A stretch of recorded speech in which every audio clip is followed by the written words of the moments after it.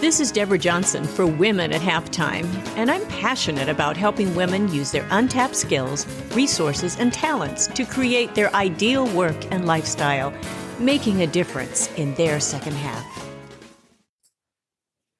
Hello, Deborah Johnson here. I love the subject today. Welcome to the Women at Halftime podcast. And our subject today, I love subjects most weeks for our shows and our episodes, but what it takes to develop an abundant mentality. And I want to live my life with an abundant mentality. And we're going to talk about what that means. And it's kind of a term that's thrown around quite a bit today. So I kind of wanted to define it and to take some steps in how we can develop that in our own lives. A little reminder that I do have a new book coming out this summit, Journey to Hero Mountain. It is an allegory. Watch for some of the promotion that I have out on any of my social media sites. Make sure you get on my weekly email list on the newsletter, and you can get all the current information. I also post articles for each one of these episodes, these shows, every single week. So make sure you don't miss one. I have a lot of articles, a lot of great material, a lot of sources that you will be interested in pursuing. So let's talk about this, what it takes to develop an abundant mentality, because again, it's a term that's been thrown around, and I want to kind of dig deep here a little bit. So let's define it first of all. An abundant mentality is known as a soft skill. Many times it's associated with productivity and effective leadership. And it's also known as an abundant mindset. And with this mindset, any success is mutually beneficial to all involved. It's not just for you, not just all about you. So an abundant mentality is contrasted with a scarcity mindset, in that the victory comes at the expense of others with this scarcity mindset. And this person has difficult sharing credit, sharing recognition, sharing power and profit with others. Now, this is an important note here, because many that are working on their own platforms and their own business and working on the promotion and all that entails, they have a hard time. It's very me focused. It kind of has to be to the place that you need to be to really progressing and to enlarge your own platform. But to be focusing on others and giving to others never comes back void. And we're going to talk about that and how important that is with that abundant mentality, abundant mindset, and pretty much abundant living as a result of this. I want to live my life with that abundant mentality, or with the attitude that really I have everything I really need. It creates a healthy focus on thankfulness and on gratefulness for what I do have and with the opportunities that are before me. I don't have to live my life just stressed about the next gig or the next work that I'm going to be doing. I want to be thankful for what I have right now, no matter what it is. So here we will discuss 4 attitudes to develop that abundant mentality that will hopefully help you in creating an abundant mentality or in keeping that healthy focus. This list is not all-encompassing, but it will move you forward toward developing and enhancing your abundant mindsets. There are a million articles out there. They all say something a little bit different, but I'm going to focus on 4 today. Gratitude, giving, being a team player, and developing a proactive approach. And we're going to kind of dig deeper on each one of these. So the first, the attitude of gratitude. And I've written a complete article on this to make sure you click in on that. And one with an abundant mentality practices gratitude. They wake up to focus on what they do have and not on what they don't have. To be grateful is to be others focused, with an appreciation for what others have done for them. And there's no one that gets to where they are completely alone. Nobody does that. And for those with an abundant mentality, you recognize and acknowledge that you've had help along the way. And nobody just gets there completely by themselves. When you're born as a baby, you got to have help. Same thing in business. Prayer and thankfulness go along with this attitude of gratitude. I love this New Testament biblical verse, Philippians 4:6. Reminds us to tell God what you need and to thank him for all that he has done.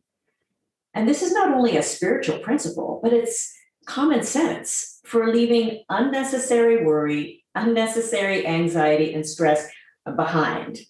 That is healthy and freeing. If you're dealing with stress, that is very, very healthy and freeing. It will make a difference. So after gratitude, let's go to number 2, the attitude of giving. One with an abundant mentality gives to others freely, even if they have little to give. I have found this boomerang effect, which is a psychological term. It applies to giving to others. I would like to add a disclaimer that there are certain individuals and organizations that aren't trustworthy. So I would stay away from those. But for the most part, when we look at this abundant mentality, most people and most organizations, there are many that you can find that are absolutely trustworthy and that you want to be able to give to. And just watch for the others. If you've chosen your circle of contacts wisely, you will have much to gain from giving back and to spending time with them and with those organizations as well. An attitude of giving confirms the fact that we come into this world, as I already mentioned, we come into this world naked and with nothing. Now, our parents, they might have had some money, but most of the time, they are working very hard to support families and other everyday living. I saw my parents do the same thing. And if you've focused on an attitude of gratitude, giving to others and different organizations, it becomes an outflow of your life of appreciation for what you have and what you've been given. No matter how you were raised, you were still, usually most people in this country, we have a roof over our head. We have some food to eat. I found it is very hard to outgive others from experience. And this is where that boomerang effect really takes hold. As I give to others, I realize with even more clarity how much has been given to me. Usually it's not with this expectation back. You can give time, you can give expertise, or a listening ear. The ideas are endless. Giving is not just monetary. The gift of a listening ear, that may be the best gift that you could give a colleague, a friend, or even a boss. I want to elaborate on that just a little bit here in listening. If you have a trusted contact that could even be a boss or a colleague that is over you that would to share things, you have to prove yourself trustworthy. But that could be a great gift for them. There are a lot of people, I have really found this in the field of ministry. There are many that cannot share anything with anyone else. I understand this extremely well. I've been involved as a music director and working very, very close with some of those individuals. And it's wonderful to have a trusted individual alongside that you can share with. And that never comes back void because they will listen. I will guarantee there will be times that you need listened to as well, and maybe a little bit of advice, or it may come back through another friend. We know this as paying it forward.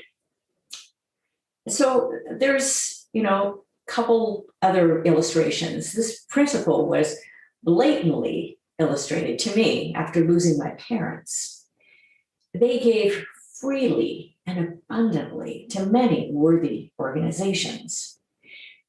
And many of the possessions that they left behind after their death, they were sold in an estate sale, or they were given away, or even thrown away. It just killed me. But what do we do with them all? They no longer would experience that joy of giving those things they had gathered throughout their life, or even money after they're gone. They don't have that joy. And that might sound a little morbid, but I would like to experience that joy of giving while I am still here.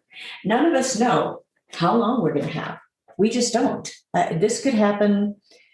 Anything could happen at any time. And again, I don't want to be morbid here, but I really want to emphasize that fact that while we are here and while we've been given this gift of life and gift of a place to live, a place to do our business, that we can, with trusted contacts, you can't open to everybody, very, very important. But we can give with that abundant mentality, because then it's not all about us, it's about them. And that's, our world today needs that. They need that hope. So I would encourage you in this, as you look at your philosophy of abundant mentality, to see really, again, with that gratefulness and then with that giving, and just know nothing comes back void. There's that you don't have to expect anything in return, but usually there's always more, at least there's a lot of joy. And that's worth a lot. So let's move on to our number 3 is the attitude of a team player. No one climbs a mountain completely by themselves. And even if climbing alone, they've received training, they've obtained ropes and other materials necessary for the climb. Or they've gathered extra information about the climb and much more. Many solopreneurs are similar to those single mountain climbers, but they're not truly alone in their quest. Now, the book I've just written, The Summit, really talks about climbing your hero mountain and how important it is to have those relationships around, a guide around, and all of that, and being that sort of team player and following with the program. Extremely important, so you can put those safeguards in place, and also you can get the help that you need in that climb. So nobody, again, is going to be true, even if you have a solo climber, they've gotten there by a number of things that would have helped them. To be a team player, it takes that attitude, as many of you know, of give and take. And it doesn't matter if you're constantly working with others or if you work mostly alone. I'm mostly a solopreneur. Whenever I get a chance to watch a rowing team on the ocean, which I love to do, I notice how the rowers are all synchronizing their strokes. They're also positioned according to their strengths. The front 2 rowers, they balance the boat with a smooth and a fluid technique. And then the following rowers, they serve as the engine of the boat. But the point is that they all have to pull together, or they will go in circles, or they'll submerge the boat. They all have to do that. I had friends who were on those rowing teams. It takes a tremendous amount of coordination. In the same way, a business, a family, or an organization works much more efficiently if they pull together toward the same goal. If one person decides to do their own thing, it will hold the whole team back. And depending on the circumstance, it will slow the team down, or it will cause them to submerge or to keep circling. An abundant mentality, it starts with the attitude that together you will be stronger and more effective. So pull together. That's the big message. Now, I can elaborate on this even in a marriage situation. Greg and I are on together once a month, but we've been together, married for over 40 years, a long time.